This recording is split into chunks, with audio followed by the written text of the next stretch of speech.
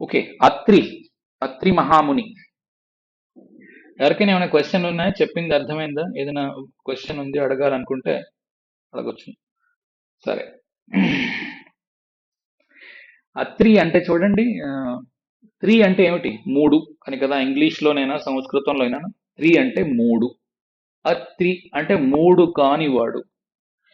చంద్రుడు మహా మహా ఛాలెంజింగ్ గ్రహం, మహా కష్టమైన గ్రహం చంద్రుడు. ఎందుకంటే చంద్రుడు మనఃకారకుడు.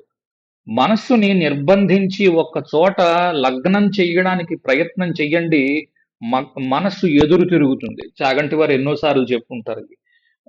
ఓకే. ఇదంతా నాదంతా శృత పాండిత్యం విని చెబుతున్నదే, నేనేదో సొంతంగా క్రియేట్ చేసి ఏం చెప్పడం లేదు. ఆ, నాకు తెలిసిందే నేను మరొకసారి కొంచెం బాగా చెప్పడానికి ప్రయత్నం చేస్తున్నాను అంతే. కనుక ఆ, మీకు మనస్సుని చూడండి, మనస్సు చాలా చాలా కష్టంగా నిలబడుతుంది ఒక చోట. అది ఎంతసేపు నిలబడుతుంది? 30 సెకండ్లకు మించి దాన్ని నిలబెట్టడం చాలా కష్టం. మామూలు మనలాంటి వాళ్ళకి, సాధారణ వ్యక్తులకి. మరి కొందరు ధ్యానం అలాంటివి అలవాటు చేసుకున్న వాళ్ళకి 5-10 నిమిషాలు నిలబెట్టగలరు. 15 నిమిషాలు దాటి నిలబెట్టగలిగితే మనస్సుని ఒక దాని మీద, వాడు నిజంగా మహానుభావుడో మహర్షి అవ్వగలడు. అంతటి కష్టమైంది మనస్సు. ఎందుకంటే పరిగెట్టేస్తూ ఉంటుంది ఊహలు. ఇక్కడి నుంచి అక్కడికి, అక్కడి నుంచి ఇక్కడికి, ఈ కొమ్మ నుంచి ఆ కొమ్మ మీదకి, ఆ కొమ్మ మీద నుంచి ఈ కొమ్మ మీదకి దూకే కోతి అంటారు. అందుకే ఆ, కవులు వర్ణించినప్పుడు మనస్సుని, అలాంటి మనస్సుని అందరికంటే గట్టిగా ఆపగలిగిన వాడు అత్రి మహాముని. కారణం ఏంటి అంటే మనస్సుకి 3 గుణాలు ఉంటాయి. 3 గుణాలు ఏమిటి అంటే సత్వము, రజస్సు, తమో గుణము. సత్వ రజస్ తమో గుణములు అంటారు. ఈ 3 గుణములు ఉండని మనిషి అసలు ఉండడు. అందరిలోని 3 గుణాలు ఉంటాయి. ఎంతో కొంత ఆ, ఆ, ఏమిటంటారు, కొంత సత్వగుణము, కొంత రజోగుణము, కొంత తమో గుణము, 3 ఉంటాయి. లేకుండా మనిషి అనేవాడు క్రియేట్ అవ్వడు అసలు. నాకు అస్సలు తమో గుణం లేదంటే ఆ ఒట్టి అబద్ధం. నిజంగా ఉండదు అలా ఎవరికి. అందరికీ ఉంటుంది తమో గుణం, అందరికీ ఉంటుంది రజోగుణం, అందరికీ ఉంటుంది సత్వగుణం. అది కూడా ఏంటి అంటే సందర్భాలను బట్టి మారుతూ ఉంటుంది. మీకు ఆగ్రహం కలిగించే పని ఎవడైనా చేస్తున్నాడు అనుకోండి, మీకు వెంటనే తమో గుణం రజోగుణం పెరిగిపోతాయి, సత్వగుణం తగ్గిపోతుంది. కానీ అత్రి మహాముని అలా కాదు. అత్రి మహాముని స్వయముగా బ్రహ్మగారి యొక్క సంతానము. ఓకే. అత్రి మహాముని మరీచి గారి కొడుకైన, బ్రహ్మగారి సంతానం మరీచి, మరీచి కొడుకు కశ్యప మహాముని. మనం లాస్ట్ వీక్ నేర్చుకున్నాం రవి గురించి. ఓకే. ఆ కశ్యప మహాముని యొక్క కూతురైన అనసూయని పెళ్లి చేసుకున్నాడు బ్రహ్మ కుమారుడైన, బ్రహ్మ మానస పుత్రుడైన అత్రి మహాముని. ఆ ఇద్దరి పేర్లు చూడండి. ఒక నిమిషం.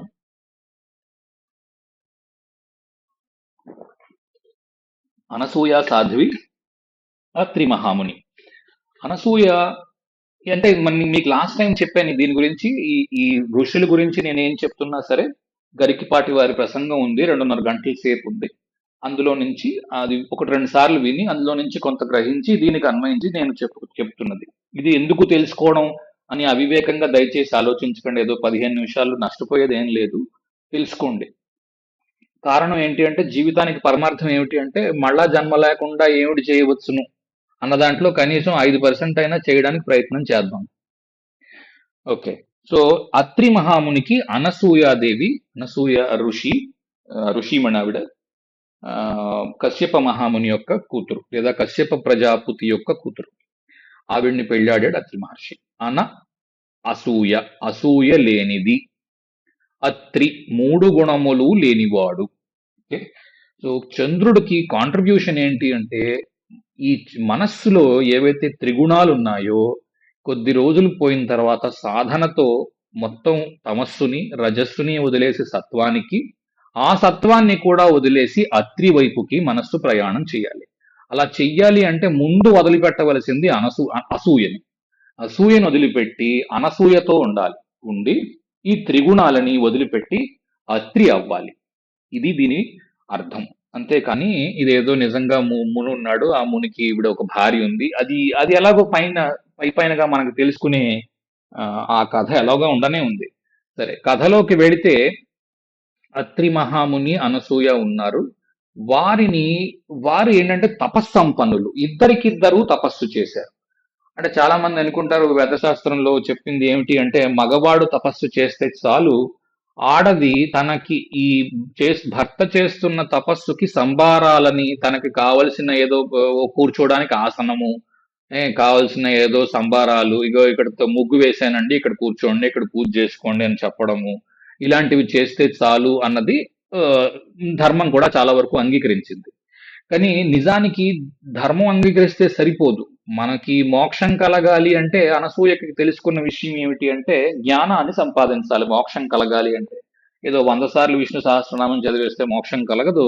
విష్ణు సహస్రనామం యొక్క అర్థాన్ని కనీసం ఒకసారైనా తెలుసుకోవడానికి ప్రయత్నం చేస్తే ఇంకా అవసరం ఉండదు విష్ణు సహస్రనామం చదవడానికి. ఇది గరికపాటి వారు చెప్పేది.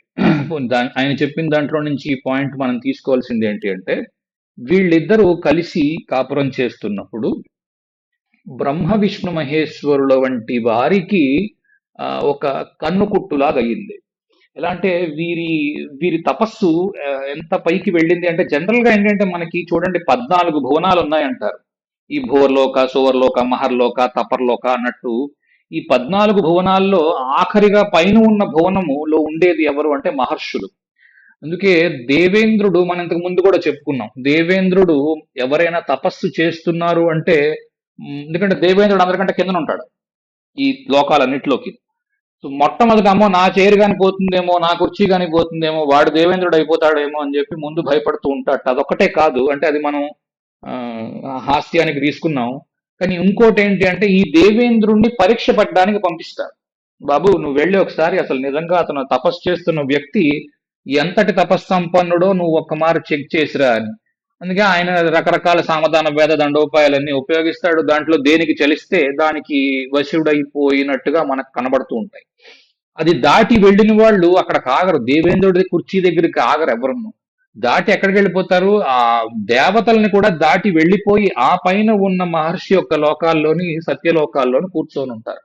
అందుకే ఋషులు ఎవరైనా నడుస్తున్నారు అంటే మనకి రాముడు లేకపోతే కృష్ణుడు ఉన్నప్పుడు చూడండి, నారదుడు కనిపిస్తే నారదుడికి రాముడు నమస్కారం చేస్తాడు, కృష్ణుడు నమస్కారం చేస్తాడు. కానీ ప్రతి నమస్కారంగా నారదుడు తిరిగి ఏమిటంటారు, వీళ్ళకి రాముడికి కానీ కృష్ణుడికి కానీ నమస్కారం చెయ్యరు. కారణం ఏమిటి అంటే వారి తపస్సు ముందు అసలు ఏమిటంటారు, ఈ దేవతలు వీళ్ళంతా ఎందుకు పనికిరారు. అది గ్రహించవలసిన విషయం అది. కనుక అంతటి తపశ్శక్తిని వీళ్ళిద్దరూ సాధించారు. ఇందులో మనం జాగ్రత్తగా అర్థం చేసుకోవాల్సింది ఏంటి అంటే, మనస్సుని పరిగెట్టకుండా ఆపడం కోసం ఏం చెయ్యవచ్చు అన్నది అత్రి, అనసూయ ఇద్దరు నిరూపించారు.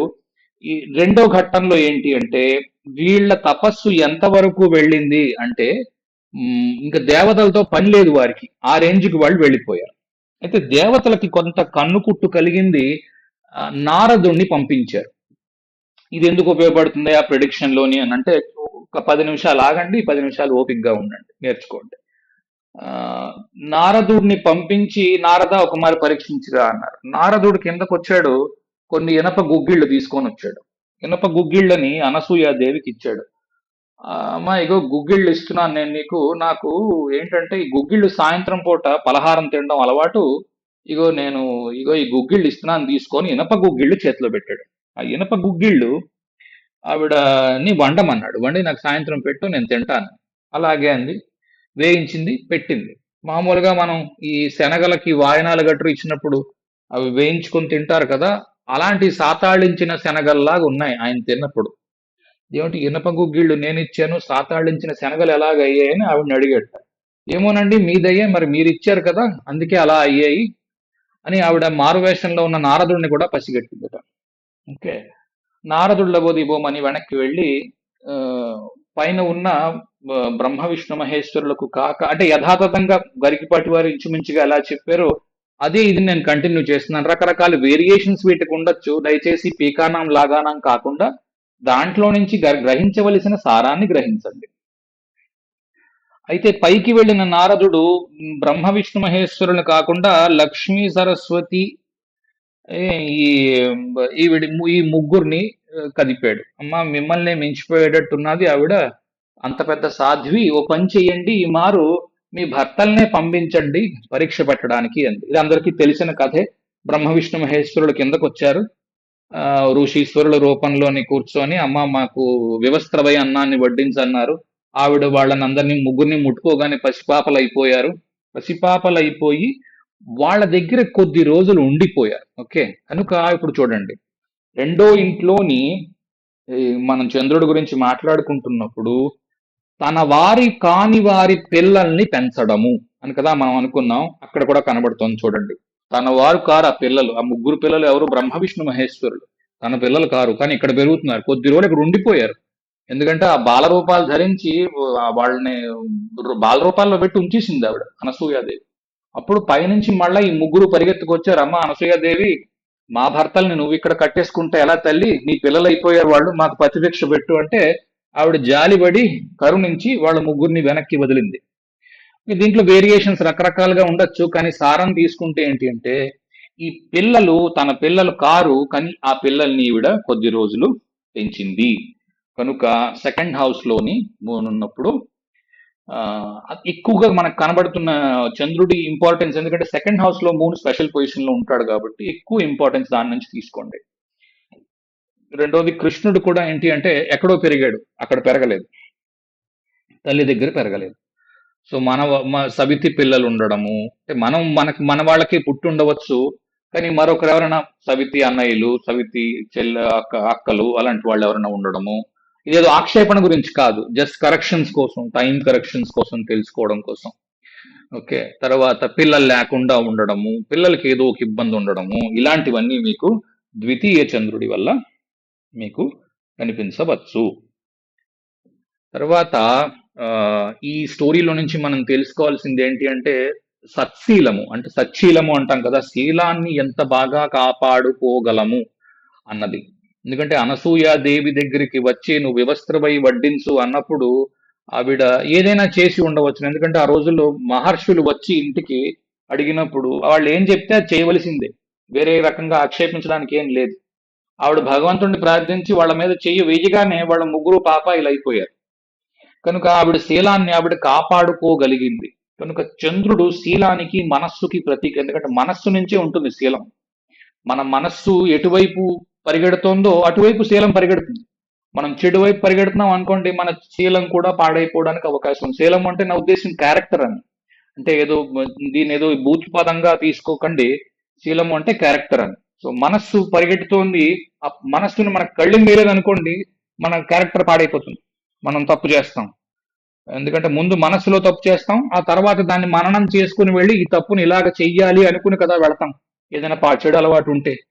కనుక ఆ మనస్సుని నియంత్రించుకుంటే ఆ చెడు వైపు వెళ్లకుండా ఉండగలం. కనుక చంద్రుడికి అందుకే యోగాస్ చెప్పినప్పుడు కేమద్రుమ యోగం గట్టిగా చెప్తారు. బాగా ఎక్కువగా చెప్పేది ఏంటి అంటే కేమద్రుమ యోగము అంటారు. కేమద్రుమ యోగం అంటే ఏంటి అంటే చంద్రుడికి రెండు వైపులా ప్లానెట్స్ లేకుండా, అంటే చంద్రుడు ఏదో 5వ ఇంట్లో ఉన్నాడు, 6వ ఇంట్లో ఏ ప్లానెట్ లేదు, 4వ ఇంట్లో ఏ ప్లానెట్ లేదు, 5వ ఇంట్లో ఉన్న చంద్రుడు విడిగా ఉన్నాడు అనమాట, ఎవ్వరూ లేరు చంద్రుడికి. చూడండి, అందుకే అంటారు మీరు ఎంత, మీ ప్రవర్తన ఏమిటి అన్నది తెలుసుకోవాలి అంటే మీ చేతిలో ఒక ఫోన్ పెట్టి ఇంట్లో ఎవరూ లేనప్పుడు మీరు ఏమిటి చేస్తున్నారు, ఏమిటి చూస్తున్నారు అన్న దాన్ని బట్టి మీరు ఎంతటి మంచివారు అన్నది తెలుస్తుంది అని జనరల్ గా పెద్దవాళ్ళు అనే మాట అది ఈ రోజుల్లో. అంటే ఇప్పుడు ఇంటర్నెట్ ఉంది, అన్ని ఉన్నాయి కాబట్టి ఎవ్వరూ లేనప్పుడు మీ మనస్సు ఎటువైపు పరిగెడుతోంది అన్న దాన్ని బట్టి మీ శీలం ఆధారపడి ఉంటుంది. ఓకే. అంటే ఇవి ఎందుకు చెప్తున్నానంటే తెలుసుకోవడం గురించి, అది ఎలా కనెక్ట్ చేసుకోవచ్చును అని. కనుక చంద్రుడికి ఇటువైపు అటువైపు గ్రహాలు లేకపోవడాన్ని జనరల్ గా మహర్షులు తప్పు పట్టారు. ఎందుకంటే మనస్సుకి కంట్రోల్ లేదు, మనస్సు ఎటువైపు అయినా పరిగెట్టవచ్చు. కానీ చంద్రుడికి అటువైపు ఇటువైపు గ్రహాలు లేని వాళ్ళు పరిమితి లేకుండా సాధించిన వాళ్ళు చాలా మంది ఉన్నారు. కనుక దేన్ని తప్పుగా తీసుకోవడానికి ఏం లేదు. ఆనాటి పరిస్థితుల్లో ఏంటి అంటే సమాజానికి కొన్ని రూల్స్ ఉన్నాయి, వాటి పరిమితుల్లోనే నువ్వు ప్రవర్తించవలసి ఉంటుంది అని కొన్ని గీతలు గీసి ఆ గీతలు మార్చకుండా చూసుకున్నారు. నేడు ఆధునిక సమాజంలో ఆ గీతల్ని మార్చి మరికొంచెం బయటికి జరిపేవాడిని అచీవర్ అంటున్నారు, ఆ గీతల్లోనే పనిచేస్తున్న వాడిని బానిస అంటున్నారు. ఓకే. కనుక దేనికి హార్డ్ అండ్ ఫాస్ట్ గా అనుకోకండి. ఏదో చంద్రుడికి కేమద్రుమ యోగం ఉంది అంటే అందరూ అనుకుంటుంది ఏంటి అంటే కేమద్రుమ యోగము వల్ల దారిద్ర్యం వస్తుంది అని. కేమద్రుమ యోగము వల్ల దారిద్ర్యం రావడము అరుదు, చాలా అరుదు, అన్లెస్ రవి కూడా బలహీనంగా ఉంటే తప్ప, అప్పుడు అది రవిచంద్రుల బలహీనతగా తీసుకోండే తప్ప కేమద్రుమ యోగంగా మాత్రం కాదు. ఓకే, కనుక చంద్రుడికి ఎవరు గైడెన్స్ ఇస్తున్నారు, మనస్సుని ఎవరు నియంత్రిస్తున్నారు, చంద్రుడికి ఏ ప్లానెట్ గైడెన్స్ ఇస్తుంది అన్న దాన్ని బట్టి చంద్రుడు ప్రవర్తిస్తాడు. కేమద్రుమ యోగంలో ఇంకొక పాయింట్ ఏంటి అంటే, చంద్రుడు ఆ కి అటు ఇటు గ్రహాలే కాకుండా చంద్రుడి యొక్క కేంద్రాల్లో ఉన్న ప్లానెట్స్ ని కూడా కౌంట్ చేస్తారు. లగ్నం నుంచి కేంద్రాల్లో ఉన్న ప్లానెట్స్ ని కూడా కనీసం, అంటే అది లాస్ట్ స్టెప్, కనీసం లగ్నం నుంచి కూడా ఏమైనా ప్లానెట్స్ కేంద్రాల్లో ఉన్నాయా చూస్తారు. కేమద్రుమ యోగం వల్ల ఒక్కటే ఇబ్బంది ఉండవచ్చును, బాలారిష్ట కూడాను కేమద్రుమ యోగము అంటే అష్టమ చంద్రుడు అయి ఉండి కేమద్రుమ యోగం పట్టింది అంటే అది చాలా వరకు బాలారిష్ట, ఆ శిశువు బతకడానికి కొంచెం చాలా మంచి ఆప్షన్స్ నవాంశలో లేకపోతే కనుక ఆ శిశువు ఎక్కువ కాలం బతకదు. ఓకే, వెంటనే పుట్టిపోతూ ఉంటారు చూడండి, అలాంటి వాళ్ళకి కూడా మీకు ఈ కేమద్రుమ యోగం అష్టమ చంద్రుడితో పట్టినప్పుడు అలాంటివి, లేదా చాలా రోజుల పాటు హాస్పిటల్లో ట్రీట్మెంట్ పొందిన తర్వాత బయటికి రావడము అలాంటివి ఏమైనా ఉండవచ్చు. కానీ ఉత్త డీవన్ చూసి ఏం కంక్లూడ్ చేయలేం కనుక అష్టమంలో చంద్రుడు ఉండి కేమద్రుమ యోగం పట్టిన వాళ్ళకు కూడా కొంతమంది ఏంటంటే ఏదో ఒక టైంలో ఒక పెద్ద యాక్సిడెంట్, పెద్ద హాస్పిటల్లో కొద్ది రోజులు ఉండవలసి అందులోంచి తప్పించుకొని చావు చివరి దాకా వెళ్ళి వెనక్కి వచ్చిన వాళ్ళు ఉంటారు కదా, అలాంటి వాళ్ళకు కూడా మీకు అష్టమ చంద్రుడు కేమద్రుమ యోగంలో ఉన్నప్పుడు కనిపించవచ్చు. రెండోది, కేమద్రుమ యోగాన్ని చూస్తున్నప్పుడు జాగ్రత్తగా ఇంకోటి కూడా చూడాల్సింది ఏంటి అంటే ఆ రాశి ఏమిటి. గురు రాశులు, రవి రాశి, తర్వాత శని రాశి, ఇవన్నీ బలమైన గ్రహాలు, పెద్ద పెద్ద గ్రహాలు కదా, బరువు ఎక్కువగా ఉంటాయి గ్రహాలవి. రవి, గురు, శని ఇలాంటివి ఉన్నప్పుడు చాలా వరకు కాపాడబడ్డానికి అవకాశం ఉంది. ఓకే, శని రాశిలోని, గురు రాశిలోని, రవి రాశిలోని చంద్రుడు ఉండి అష్టమంలో ఉన్నప్పుడు కేమద్రుమ యోగం ఉన్నా సరే ఆపద నుంచి కాపాడబడ్డానికి ఎక్కువ అవకాశం ఉంది. ఎందుకంటే అవి బరువైన రాసులు కనుక. బరువైన రాసులు అంటే నా ఉద్దేశం బరువైన గ్రహాలు పాలించే రాసులు.